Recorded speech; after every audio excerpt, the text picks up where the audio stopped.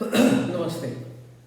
मैं प्राध्यापक शिरीष कुलकर्णी बड़ौदा की महाराजा सयाजीराव यूनिवर्सिटी में प्राध्यापक रहा। बाद में विद्यानगर की सरदार पटेल यूनिवर्सिटी में वाइस चांसलर रहा। आज एक अत्यंत नवीनतम विषय सामने रख रहा हूँ।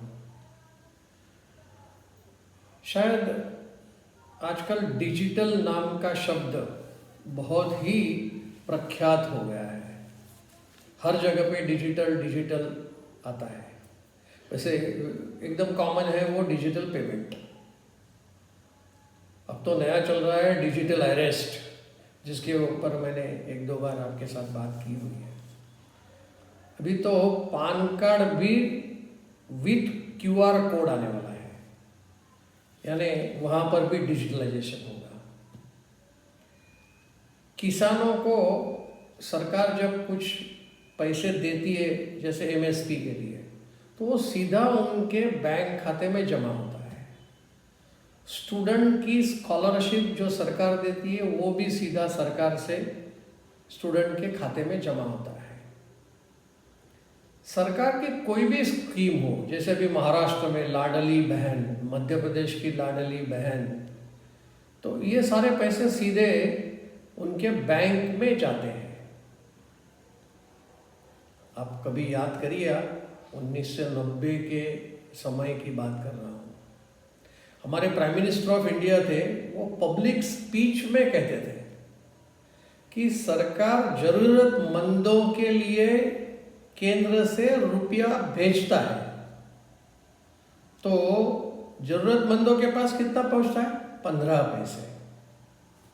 इसका मतलब क्या हुआ? 85%, 85% corruption was prevailing in those days. लेकिन अभी सोचिए ना कि अगर सीधा जरूरतमंदों के खातों में अगर पैसा जा रहा है तो कोई करप्शन की ये 85% वाला कहीं पर भी नहीं आएगा। तो इस डिजिटल पेमेंट का अगर हम कुछ स्कोर देखें कि क्या डिजिटल पेमेंट कितना हो रहा है, तो 2018 में 20 लाख करोड़ का डिजिटल पेमेंट हुआ।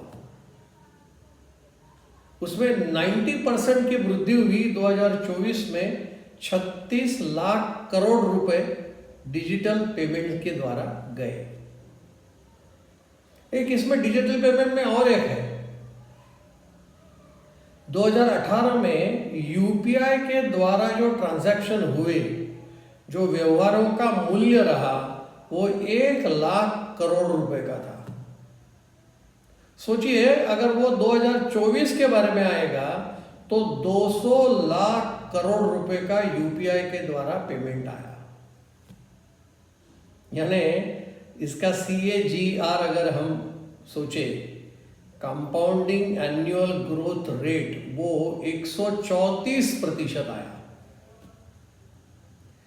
अब सोचिए, इसमें कहीं पर भी कोई जगह पर एक तो करप्शन नहीं, दूसरा साथ में एक और विषय आता है, वो है अनऑफिशियल पेमेंट्स नहीं है।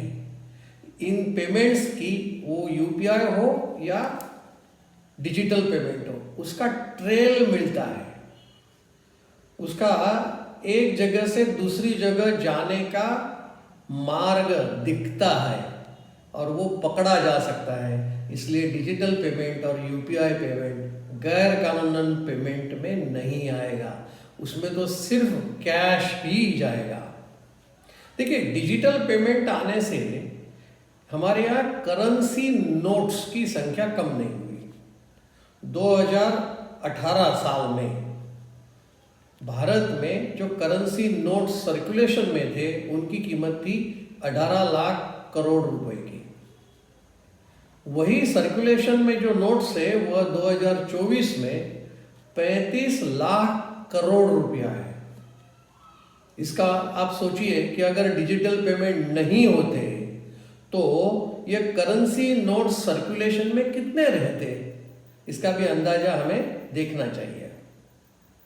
एक ये आया कि भाई हमने कहा करप्शन, बैंकों के ऊपर जो नहीं लाइन लगती थी पैसा निकालने के लिए, पैसा भरने के लिए, तो वो दोनों समय बैंक के कर्मचारियों की संख्या बढ़ गई थी। अब बैंकों की संख्या भी कम हो गई क्योंकि एटीएम चलते हैं, पैसा डिजिटली जाता है, तो बैंक के कर्मचारियों को ज़्यादा नुकसान नहीं होता है और उनको भी कम लोगों को एम्प्लॉय करना पड़ता है। एक दूसरा लाभ भी हुआ है, काउंटरफिट करेंसी नोट्स, जाली नोट। इस देश में जाली नोटों का तंत्र बहुत चल रहा था। 2017 में इनके करेंसी नोट यानी यूनिट कितने नोट थे? 7,60,000 2017 में नोट्स थी और 2024 में ये जाली नोट 2,20,000 यूनिट थे। यूनिट कह रहा हूँ मैं, कीमत नहीं कह रहा हूँ। वैसे हमने देखा है, पार्थ चटर्जी करके बंगाल के थे शिक्षा मंत्री, उनके घर में कितने लाख करोड़ अबज रुपए निकले करेंसी नोट्स। तो ये जाली नोट आज भी 2,000 रुपए की करेंसी नोट आज भी जो डिमोनेटाइज हुए 8 साल पूर्व, उनको अगर बंद कर दिया गया, उस करेंसी को इनवैलिड कहा गया, फिर भी अभी इसी साल 2024 में 20,000 और 36 2000 के करेंसी नोट पकड़े गए। जाली ही नहीं है, अभी तो जाली कहे जाएंगे। तो जाली नोट की जो कीमत के बारे में हम देखें तो 2018 में टोटल करेंसी नोट्स में कीमत की दृष्टि से जाली नोट 1.28% थे। मैं 2018 की बात कर रहा हूँ, लेकिन 2024 में इस साल वही 0.29%, यानी जाली नोटों की समस्या भी हम हल कर पाए। इतना ही नहीं, इसके साथ साथ जो आतंकी घटनाएं इस देश में घटती थी, जम्मू कश्मीर उसके लिए हम जानते हैं, नक्सल का भी जानते हैं, तो इसमें भी जो करेंसी नोट है वो करेंसी नोट की वजह से होता था। जब डिजिटल पेमेंट आ गया उसकी वजह से टेररिज्म की इवेंट्स कम हुए, आतंकी घटनाओं भी कमी आई। 2017 में 2,400 आतंकी घटनाएं थी, जो घटकर 2024 में 1,300 आतंकी घटनाएं घटी है। इसका मतलब है हमें इससे भी निजात मिला। यानी एक तो करप्शन कम हुआ, जो जरूरतमंद है या जिनको लाभान्वित करना है उनके ही खाते में सीधा डिजिटल पेमेंट जाता है। इसीलिए उन लोगों को भी हम ये भ्रष्टाचार वाला 85% जाता ही नहीं है लोगों के पास, वो भी चला गया। फिर हमारे पास जो जाली नोट वाला जो मतलब है, वो जाली नोट भी कम हुए और इसके साथ साथ कहीं ना कहीं टेररिज्म का भी घट हमें दिखाई दे रही है। इसलिए डिजिटल पेमेंट या यूपीआई पेमेंट हमारे लिए एक आशीर्वाद रूप है, ऐसा मैं समझता हूँ। आभार। यही मैं अपनी वाणी को विराम देता हूँ। Thank you.